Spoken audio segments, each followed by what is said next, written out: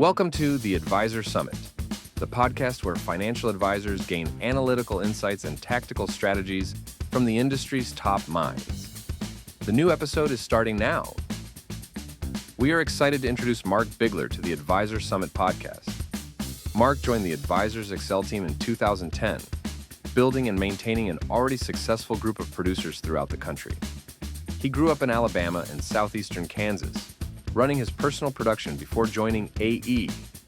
Whether he's sharing unique sales and marketing concepts from unmatched producers or devising creative solutions to help advisors meet their clients' needs, Mark is an integral partner in the practice of many of the nation's elite advisors. His passion also translates to his family. Mark, his wife Justine, and their son Beckham share their home with their 4 dogs. If you can't find him at the office, he'll most likely be in nature fishing or hunting quail or pheasants with his hunting dogs. Please welcome Mark.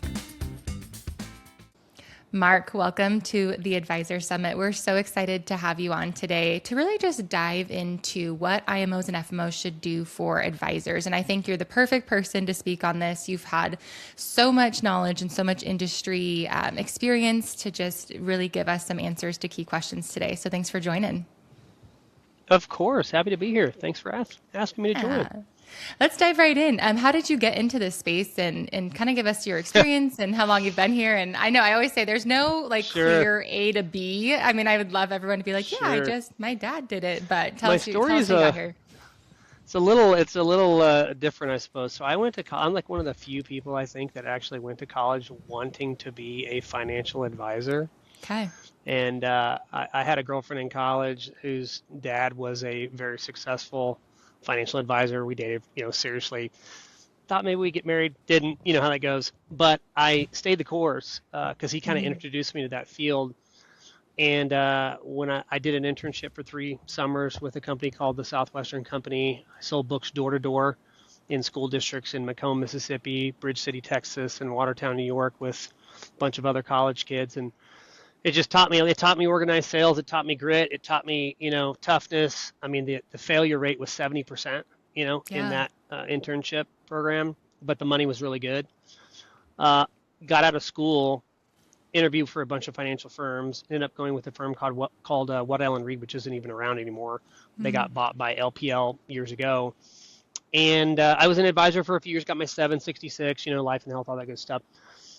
And I made a phone call that would change my life forever. Aww. So I called Jake Klima's wife.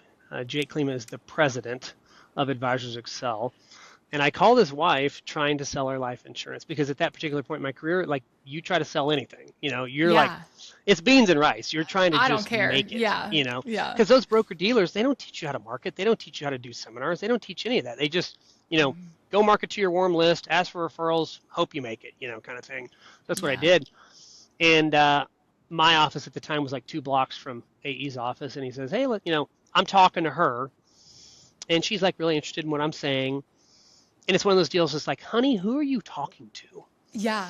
And she's like, oh, well, I'm talking to this guy about life insurance. I think we need some. He's like, where I work, right? Give me the phone. Give me the phone. So he gets the phone. I kind of go through my spiel, and it's good enough. He says, you know what, I tell you what, let's go to lunch tomorrow. And we met at lunch at a little bar downtown, and he goes, I'm not going to actually talk to you about life insurance. I'm going to talk to you about what I do because I think you'd be a great fit. And I joined AE June 28th of 2010.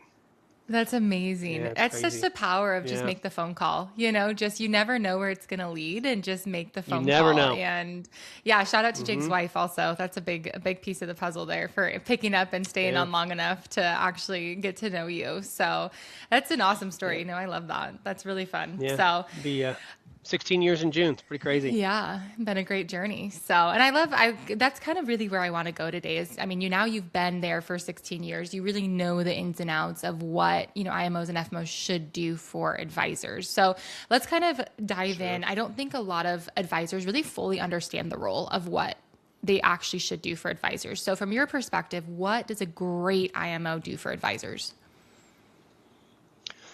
Well, that's kind of a charged topic in my opinion, just because I get so frustrated at the overwhelming disservice that IMOs, you know, provide to their clients, their advisors. So I would say there's three categories of where IMOs, FMOs fit. You've got your basic vendor relationship, which I would say that's the majority of FMOs today, Okay. where they give you access to a contract, you call them, they're great guys, you're friends with them, you know, they always run your illustrations for you, they help you with your problems, they help you with whatever, but they're really just providing access to a product, answering the phone, and providing illustrations. And then you guys go on trips together, you know, and you see each other at events, and you're Yeah. friends, right? That would be Okay. a vendor relationship, in my opinion. Mm-hmm. The next level would probably be more of like what we call a platform, where you have an FMO that specializes in a thing, right? So there's Okay. like an FMO Aegis that does safe money radio, right? So Yep. that is like their thing. They specialize in safe money radio. That's their stick. That is what they recruit to, you know, or like the Revolution, they have a turnkey seminar system. That's what they recruit to. Like that is their jam. Okay. And then you have kind of the last category, which is more of like a partnership. Um, I would say there's really only a couple of FMOs at this point that kind of fit into that, but it's really like walking beside you towards the vision of the business that you have. And it's not really just about go do more marketing or implement radio or implement TV or implement whatever. It's really just, you know, and I would say kind of the step past that, which is where I would categorize AE. We don't even really view ourselves as an FMO or IMO anymore. Like we are truly a business consulting firm. We just happen to specialize in the insurance and assets under management space, right? Gotcha. Does that kind of help? Yeah, absolutely. No, and I think that's the big key difference is it is not necessarily just a plug and play. It's very individualistic and it's really partnering with where the advisor wants to take their firm because some of them do want to become these massive corporations, enterprise businesses, and some of them are like, "Hey, I really just want to do more lifestyle practice." And I think AE develops kind of both ends of the sales cycle and of the firm themselves. So, no, that's huge. Do you feel like FMOs have evolved in the last 5 to 10 years to become more of that partnership style, or do you feel like a lot of them have just been very stable over the last few years? I would say, well, when you look at the FMO space today, unfortunately, it's dominated by private equity, right? You've got the three big private equity firms that have literally purchased over 100 FMOs between the three of them. And I don't, this is my opinion, but I don't really feel like private equity has a great place in this industry because this is a relationship-based industry, right? And private equity really cares about bottom line more than they care about relationship. They care about making money, you know, overall else. So I would say that there's a handful of FMOs that have grown. I would say our competitors are definitely better today than they were 10 years ago or 5 years ago. They're, I would say, slowly kind of picking up, you know, more bits and pieces of kind of our secret sauce and how we've been able to be so successful. But the FMO space is it's just heartbreaking because I talk to so many advisors and they've been with their FMO for 18 years. And I'm like, well, what are they doing for you? Well, they answer the phone like they're my buddies. And I'm like, no, like how are they helping you realize the vision of your business of where you actually want to go? You know, or are you just kind of figuring this out on your own? And a lot of people, when I ask this question, I'll say like, how have you got to where you are today? Have you kind of done it by brute force and figured it out on your own, or have you really had a guide? And they're like, no, I've figured it out on my own. 99 times out of 100, they say that, you know, and it's like, holy cow. So I feel like the FMO space really needs to continue to grow and evolve into more of business consulting firms instead of product pushers. And I don't want to Yeah. say like all of them are like that, but I think we all realize, just being candid, Yeah. that a lot of the industry is like that, right? Yeah. I think it's a very fair statement. And I think you know that pretty quickly also when they're going to these different FMOs, it's a very apparent thing that why they're there and what they're doing. So I feel that's fair. I mean, for you guys, especially, what do you think the best, I mean, obviously you're going to say AE is amazing and I fully believe that as well, but what do you think that AE does differently than other average IMOs? Yes, they are business partners, but is it that laying out the cycle of, hey, this is step 1, 2, 3, instead of figuring it out? Would you say that that's what you do the best, or kind of talk about that a bit?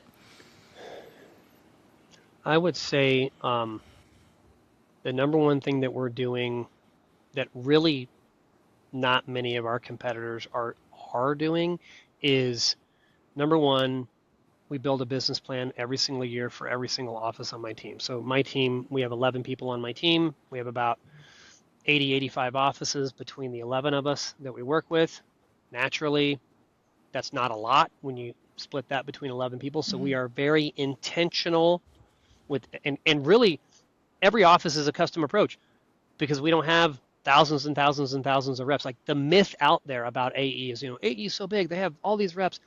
We actually have like 650 offices between 1,000 employees, So doing the business plan is key. And then really setting up those quarterly goals and really just breaking those down into little bite-sized pieces, doing an actual marketing plan every single year. Like I don't want to make business decisions based off of gut feel. I want to help our advisors make business decisions based off of actual data, which is obviously why I love what you guys do so much, right? So oftentimes, like when an advisor joins AE, they've never had anyone in their career talk to them about KPIs or what they should track. They make their decisions based off of the bank account, which is fine up into a point. Like if you just want to have you and a couple staff and you want to have a lifestyle practice and you want to write 8 or 10 or 12 million a year or something like that, you can completely do that and really probably never have a problem, right? Absolutely. But when people kind of raise their hand and they're like, man, I want to kind of go to that next level, then we really need to start analyzing data, and it makes a huge impact. Yeah.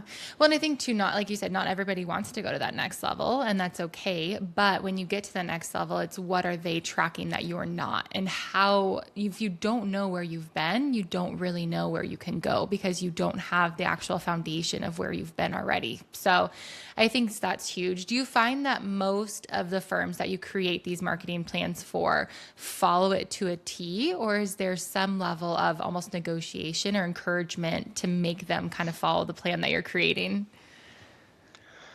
Yeah, they're like living, breathing documents. They're like their own thing, and we tweak them and modify them all the time. But because stuff happens, right? Like like one of my advisors had their dad pass away. Well, that dropped a giant grenade in the middle of their business and marketing plan this year, and so it's been really just let's just keep our head in the game because it's wandering all the time, about family stuff. Yeah. So they're living and breathing. We tweak them, we change them as needed. But I would say by and large, a lot of the offices that we work with do a pretty good job of kind of sticking to the path and to the plan.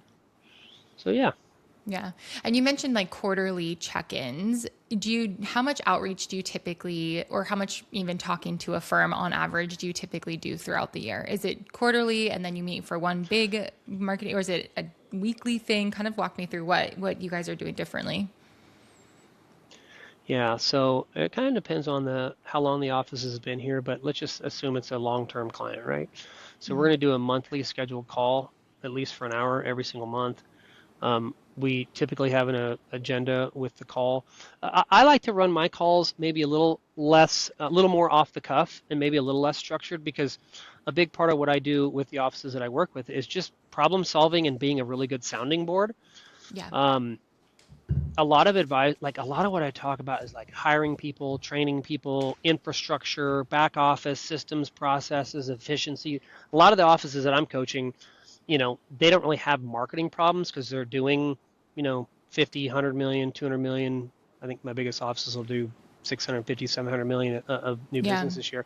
But so they're kind of having different problems. Whereas if you're smaller, which everybody has to crawl before they walk and walk before they run, if you're smaller, you just really just need to probably focus on marketing and focus on, getting that consistent funnel before we go into other things. But the monthly coaching call is key.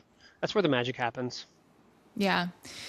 I feel like that's important too. I mean, like you mentioned before, you're very much a business development service at the end of the day. You're really helping them grow and in turn make their businesses more successful. Where's the gap that you typically see when an advisor comes to you in the ecosystem? Is it that they have no plan? Is it that they don't know how to execute the plan? Where's kind of the gap that you help fill with that business consulting role? Yeah, so the best way to describe it is most people that join like when they finally get to the point with their FMO that they've been with for 15 years or 12 years or whatever it is, they're stuck and they're a really good salesperson and they're kind of stuck as a good salesperson, but they don't really know how to run a business. And I know that's maybe a little bit harsh. And most people, when they hear that, be like, no, I know how to run a business. No, like what I mean is, like, I want to help you be a better leader of people. I want to help you build a team around you, right? And most advisors' personalities are, a little impatient, maybe a little impulsive, right? Maybe a little prickly sometimes, They're my And people, so, though. There are people. As much as that is, there are they people. are, but they just they've never had anyone coach them on any of that. It's always just been go do more marketing and sell more. And that works to a point, but eventually you just get stuck on the freaking hamster wheel and you don't have anywhere to go but off. It's going to throw you off. So for us, it's just, I want to provide a clear path forward to build a business that gives, most importantly, financial freedom, because we all need that, but really freedom of time. And so that is a huge gap, is these people have just done it by brute force. They've figured it out on their own. They've got to where they are by, their bootstraps, right? And I just almost want to rescue them, and help them be able to actually like spend time with their families, step away from the business and the whole thing just doesn't implode. And there's just not a lot of people teaching that. That's where I get passionate about this disservice, part of FMOs.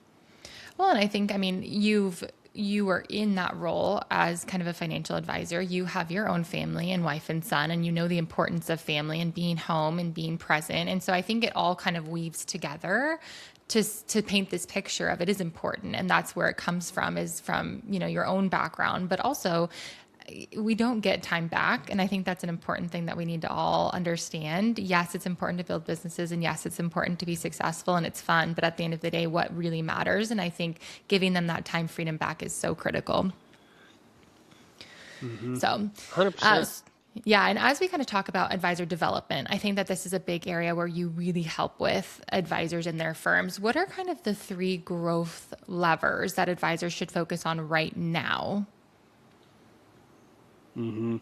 Yeah, so it kind of depends on where you are, right? So I would say if you are a office doing between 5 million, 10 million, maybe 15 million a year in that area, for a lot of people that I coach coming in, we just need to make sure we have a consistent marketing funnel, right? Most of the problems in this business can simply be solved with more first appointments, right? So we need more at-bats. Yeah. So what does your marketing funnel look like?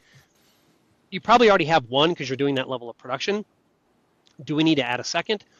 Do we need to add a systematic referral process? Like, what are the small tweaks that we need to put to simply just have more meetings? Now, from there, it becomes about delegation, in my opinion. I think one of the hardest things for business owners to consistently do is let go, because they're like, well, if it's not done my way, it's not going to get done right. And it's just, no, listen, If it's done 80 or 85% as good as you would do it, that's good enough, and we can scale a business around that. And eventually, you just have to trust your team. But we have to document our systems, document our processes, document what we do so we can train others properly on that. And that's a major area that I see a lot of weakness for people is they just have never taken the time to actually put on paper what the heck it is Yeah. they actually do. You're going to go from what I would call an optimized office, which is like single advisor, 1 or 2 staff, 3 staff, to scale, which is maybe a couple of advisors. You're kind of adding some more depth to the organization. You're kind of adding more people to carry the burden of producing business. The last one being CEO. CEO is all about thinking time. It's all about thinking and working on the business instead of in the business. And if you don't have time set aside each week to just think about what needs to happen in the business, then it's just you're just not going to go anywhere, you know. So those are kind of the 3 different tiers, I would say. So hopefully that's helpful. Yeah, absolutely. I think too, having time to think on the business and not be in the business comes from that delegation point. If you don't delegate, you don't get that time. And there's an amazing book called 10x is greater or is easier than 2x. And it talks a lot about that, how delegation is the key to then receiving that time back. And like you said, get rid of it. And if it's 80% done well, you know what? You got to be okay with that. I think perfectionism is really hurting us in the long run. So be okay with the 80%. Let it go. As hard as that is for advisors, just with our personalities and how they are, but it's a whole thing. So is that where you see most advisors plateauing when they're looking at their business as a whole, that they're just not willing to delegate? Like if a firm isn't growing, what often is that because of? Yeah, there's a couple of different things. There's 2 ends of the spectrum. Delegation and being willing to change. I mean, you know this industry. I mean, some of these guys have been in this industry 30, 35 years. They're so resistant to change, right? It's even a miracle you can get them to move FMOs, let alone implement some of these new, ideas or processes. But I would say, being coachable is huge for us. Like if you're not coachable, you're probably not going to grow. If you don't go to our events and like plug into the community of advisors, we had 138 advisors do over 20 million of annuities last year, which is unheard of. Like our competitors aren't anywhere near that. If you don't surround yourself with those people, it's like rising tides raise all ships. So let's just get in the club, rub elbows, have a drink at the bar, share ideas, learn ideas. I mean, it will just happen, right? So it kind of comes back to that also, like, what do you really want for your business? Do you want a lifestyle practice? 40% of our offices are lifestyle practices, right? And it's totally fine. We love it. Hey, I want to write my $8 million a year. Cool. Great. No problem. You're going to use all the resources that we have and save you a bunch of time so you don't have to hire 5 people, which is great. Maybe if you're at scale, you're like, hey, scale is typically where the CEO or the owner of the firm still produces about half the business, maybe a little bit more, but they've got 1 or 2, maybe 3 other advisors that are starting to carry that weight. And some guys are like, hey, I don't want to go out of scale because I like producing. I like the dopamine hit of closing a deal. That just blows my hair back and I'm really excited about it. Great, we'll stay in scale. That's totally cool. Let's do it. Let's build a business around that. And some guys are like, hey, I want to build a business that actually gives me true freedom where I can take an 8-week vacation with my kids during the summer, go to all their games, go to all the dance recitals, and the business is still going to run whether or not I'm there. So it's based off of coming back full circle. What do you want to build? And based off of what do you want to build, you need to be coachable. You need to pick 3 things to implement. Don't go freaking crazy and, implement too much too fast. That's an issue I see all the time. And just make sure that you come to the events, plug it in the community. And if you don't have a community at your current group, then you need to come check out AE and get you one, because that is the core backbone of this organization's success is the community. I cannot stress that enough. Yeah. I mean, we've been lucky enough to be a part of quite a few of the events now, and it's true. It's the community aspect. And I also think it is still the friendship aspect as well. Like people are friends and you watch that and you see that, but at the end of the day, it's almost like everyone around you is also business partners. I don't ever feel competition between advisors that we see or talk to. It's always oh yeah, I did it this way. Why don't you try it also? It is a very unique community and something that's Yeah. really grown. Has it always been that way? Like, is that something that they've done from the core, from the beginning, or? Um, that was the original vision of Dave and Cody. Excuse me, is that I remember the story where they're pitching the idea of Advisors Excel to Allianz, back in the day, because they come from a Allianz-owned FMO called PBS, and they're sitting across from the VP. This is, Dave Callahan telling me the story. He's like, the guy's like, so what's your business plan? What do you want to build? And Dave's like, well, we want to build an FMO with like 50 really good advisors, and we're going to pour all these resources into them, and we're going to just make them absolute powerhouses, and it's going to be this amazing community where everybody helps each other, and we just write a lot of business together, and it's going to be awesome. And the guy's like, you're going to recruit like 50 a week? Yeah. And they're like, no, like 50 total. He's like, 50 a month? And they're like, no, because the whole industry back then, I mean, still to this day, a large portion is recruit. Like their goal back then, I remember this is why Dave and Cody left and Derek left PBS to start AE, is because they were out celebrating this milestone of recruiting 800 advisors in a month. Oh my gosh. Like each marketer over there had like 4,000 reps. You're literally a number. You're not even a name. You're a number. Yeah. And so they were just like, oh, we hate this. We can't make an impact. This sucks. This isn't us. And that's how the vision and idea of Advisors Excel was born. And we've, of course, I think when I joined, I was employed like in the 40s, and now we're in, 1,050, 1,075, somewhere around there. But it's like, they never thought it was going to get this big, quote unquote, right? I say big, 650 offices is not that big compared to like Simplicity that has over 20,000, but yeah, it's just crazy. Word of mouth, we keep having more and more and more offices that are attracted just because, again, the disservice in the space, it's a shame. Yeah. I think the advisor growth is hugely attractive and the community is hugely attractive. And when you look at advisors growing, what do you tell them to start evaluating? Like, what KPIs are you really looking at when you're looking at this advisor growth or even creating their marketing plan? I mean, there's obviously KPIs that you look at. What are some of those that you're watching? All the stuff you guys track. You're like, it's just a advisor. Sorry, yeah. No, I mean, at the end of the day, we start with seminars, right? Because seminars are the backbone for the vast majority of the offices we work with. So, I mean, we want to, how many pieces of mail are you sending? How many people RSVP? How many people show?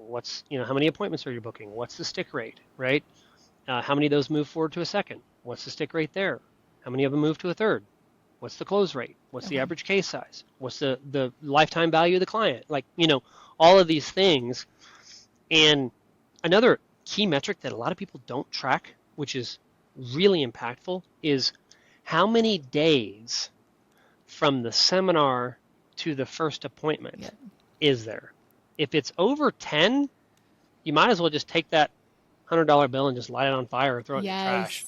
Say it louder for the people in the back. Unfortunately. I know, right? And nobody thinks about that. Well, nobody coaches on that. They're just saying, well, I'll go just do more seminars. Yeah. No. We just need to get better at the ones we're doing. I don't necessarily need you to go do more. Yeah. Yeah. No, it's so true. We always say that as well. Our cap is about 7 because if you're not servicing your pending leads coming in, everyone's like, I need more leads. I need more leads. At the end of the day, if you can't get the leads that you already have in, it's wasted and that's not going to service them. Yep. We also have a very low capacity for attention at this stage of humanity in general. So if you can't get them in for 2 weeks and they can go to your buddy next door and they can get them in 4 days, who are they going to go with? I mean, that's just common sense at the end of the day. Like our attention span is very little. Yeah. So unfortunately. Yeah.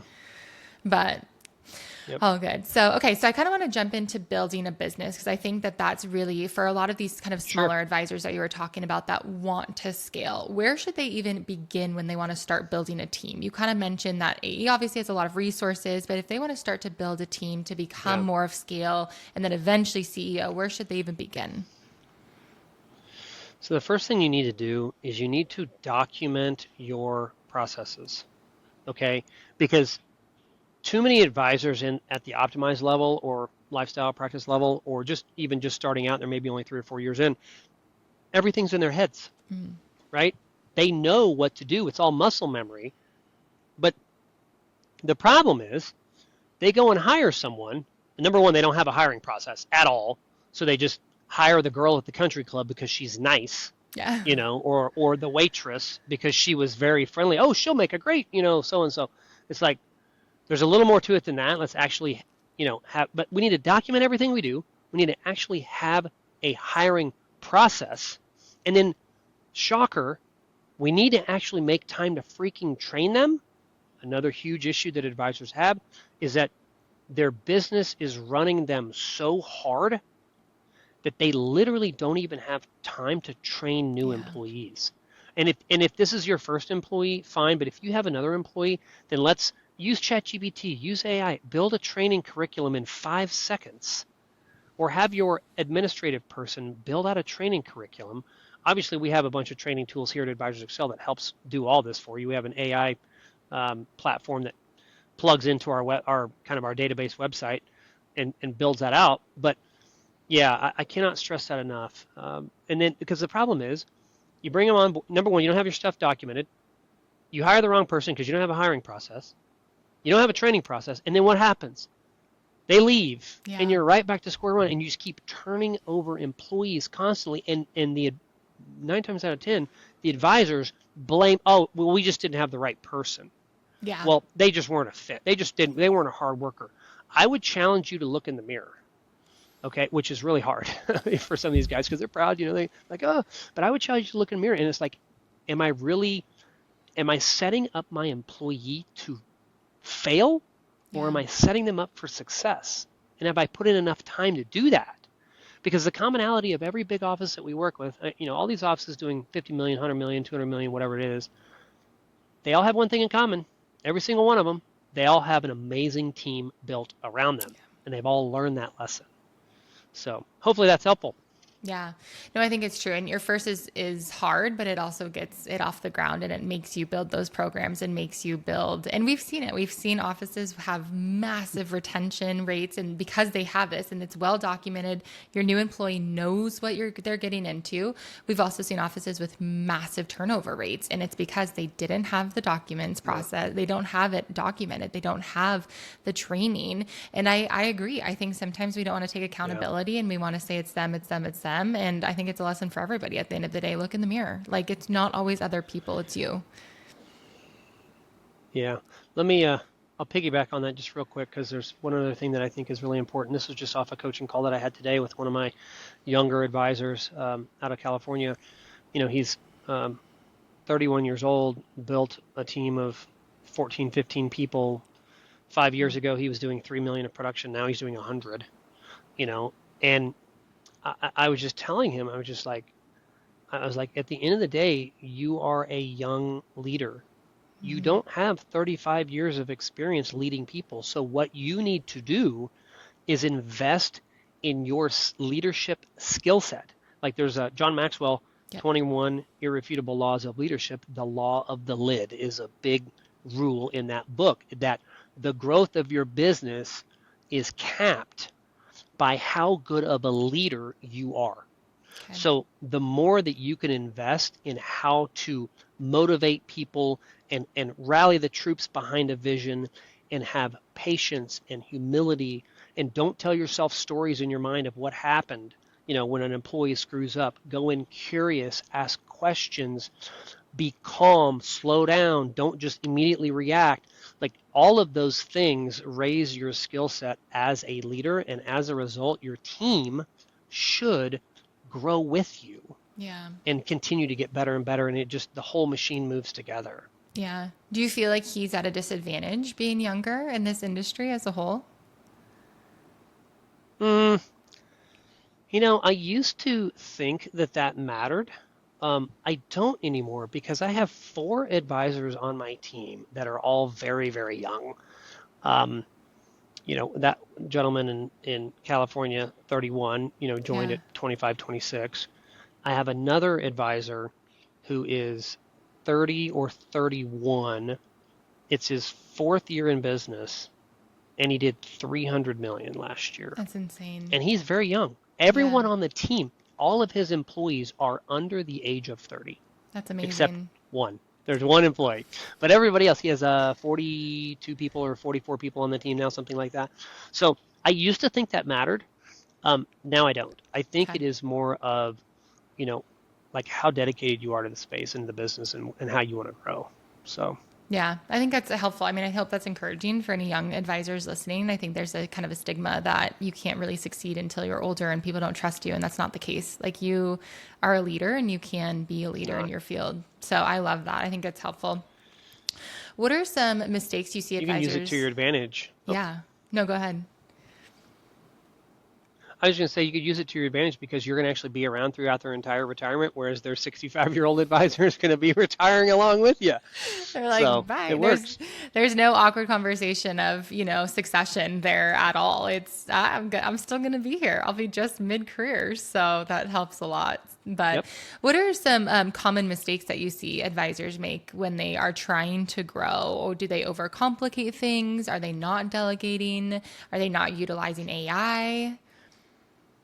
Yeah. Um, so this reminds me of a story. I'm not perfect. I've made some mistakes in my career, and this is one that I will never forget the rest of my career. So I had an office that joined my team, and I really, really liked these people a lot. Like I really liked them a lot. Just, just good people, man. Good people. And sometimes as a coach, like one of the things that a business owner and a coach both have to do well is learn when to say no to things. Because if you say yes to everything, then you're saying basically no to everything, really, because nothing's really going to actually get to the finish line and get accomplished. And in this particular office, they just wanted to do everything immediately and they were super excited. And I supported it. And looking back, I should have said, let's pump the brakes. Let's pick 2 things, 3 things. Let's spend all year making sure we're really good with these 2 or 3 things, and then we'll reevaluate from there. And I regret that. I regret that a lot. Definitely won't make that mistake going forward, right? But I would say just don't do too much too fast. Just really eat the elephant a bite at a time. Pick 3 things. And the other big thing that is a major issue that I see constantly is that advisors go to events, they come back and they have 27 things, and they're like, we're going to implement all these things. You need to work with your team together so everyone has buy-in to really have them voice their opinions on what they think the company needs because they're in the trenches, right? Yeah. You may be running the business and you may be a little removed from the day-to-day of what they're actually doing in their job. So what you think is important may not match with what they really need. So I would encourage, if you have a staff, come back from the event, go through the list of 10 or 12 or 15 or whatever the heck things you got that you wrote down, pick your 3 things, get everybody bought into that together, and then move forward. That's huge. Nope. And we see it all the time. I mean, even just from our position as a tracking company, we see this, the advisor comes back and they're like, oh man, yeah, we want to start tracking everything. Go ahead and meet with Tracked Advisor. And every time we get on with the teams, it's almost like a hesitation. They're like, we know we need to do this, but this is going to cost us a ton of time. And then as we kind of teach them the processes, I always call it the face swap. Their faces change so much because they're like, actually, this is going to save me a ton of time because I'm already trying to do it on my own and it's not working. My advisor is going to get the data they need, and it's this massive thing. So I fully agree. I'm such an ally for the teams. I'm like, I love the advisor, but the teams at the end of the day are the engine of the business. Huge. Yeah, absolutely. Yeah. Where do you kind of see this FMO model going over the next 5 to 10 years? Do you think it is going to turn more into like more of a business consulting style partnership, or do you feel like there's going to be some that will fall by the wayside? What's your predictions for the next 10 years? I think private equity is going to gobble everything up like they have. I mean, you've got, Simplicity, Integrity, and AmeriLife. Those are 3 massive private equity firms. Endless cash behind them. There's no end right, to it. Yeah. And they just keep purchasing more and more and more and more FMOs. I mean, I just heard about some last week, that were bought up. And it's like, at some point, those firms will sell. Like, they will sell, because that's what private equity does. They're not going to hold it for 30 years. It's not their model. And it's just not good for this industry, in my opinion. I think that the relationship aspect of this business is something that I love. Like, I was in a meeting with Dave Callanan the other day, and we were talking to a prospective client. He was taking a look at Advisors Excel, and he goes, "Well, I don't want to be a small fish in a big pond, you know?" And Dave Callanan goes, "I got to be honest with you. I don't have fish. I got friends. Yeah. I can rattle off 250 friends' names right now. Like, I'm just genuinely friends with a lot of the advisors." Yeah. And I kind of felt the same way. That really resonated. That's why I remembered it. It's just like struck a chord. So I just worry that the FMO space will continue. There's always going to be 2 or 3 firms, I think, that do a good job. And then I think everybody else is going to tread water, probably, right? Mm. Kind of keep doing what they've always done. And then private equity will gobble them up as well at some point. And then you'll end up with the 3 private equity firms and like 3 privately owned FMOs, and that's it. Yeah. Interesting. We'll see if it comes true. Yeah. I think I agree don't though know. with relationships. It's the most important thing. I mean, in business, in life, like, relationships are everything. That's the whole reason that we're here. And especially with AI coming into It's the play. best part. Yes. And it's like genuine human connection is going to be the new currency. I always say that. Like, when social media came out, attention was the currency. And I think now that AI has come out, it's going to be genuine human connection. And who can do that well? Because in a world of fake, people will be starved for something real. And that's going to be huge. So I love it. Last kind of question as we wrap up here today. We always ask every guest on the Advisor Summit, where are you trekking today? Either a personal goal, professional goal. What is something you're trying to accomplish in this next year?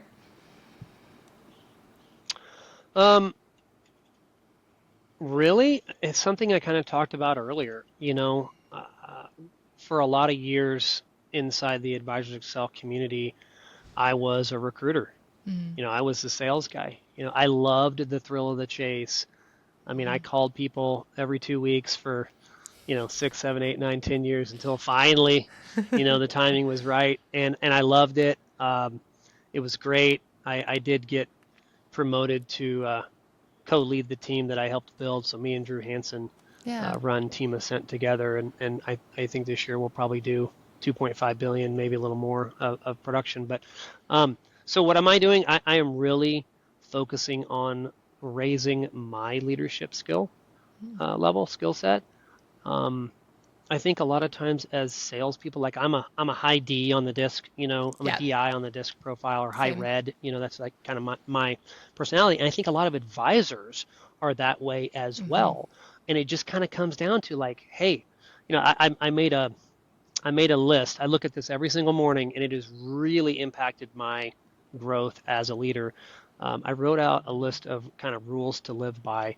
And just because what I realized was, when I was dealing with team members and other departments and just, other folks in the firm, being a high D, high red, like, I have to slow down. I really got to slow down, look at the situation, analyze it, ask questions, be curious before I react. And that so many advisors are wired the same way. Like, we're sales guys, we're sales dogs, like, it's in our DNA, and you're never going to be a good leader of people if you're consistently pushing your team away because of your attitude or your lack of leadership skill. So there's 11 different things on kind of my list, but slow down, positive energy. This is a big one. Take criticism constructively, not personally. That's huge. Carry the burden. Don't let your team see it. Pressure is a privilege. Things will work out. Have faith. Positive energy on the Monday morning meetings. Don't ever send a harsh email. at all. Don't send a harsh email to your teammates, your teams, anybody. Nobody wins when you do that. It just literally is terrible. And leaders are the calm in the storm. We're a steady influence in a high anxiety world, and at the end of the day, carry the burden. So just a few of the things on my list that I read every morning, and just never stop growing, man. At the end of the day, that's Dave and Cody. They never stop. Those guys are here every day. Yeah. They are present leaders. They are the best men to follow ever.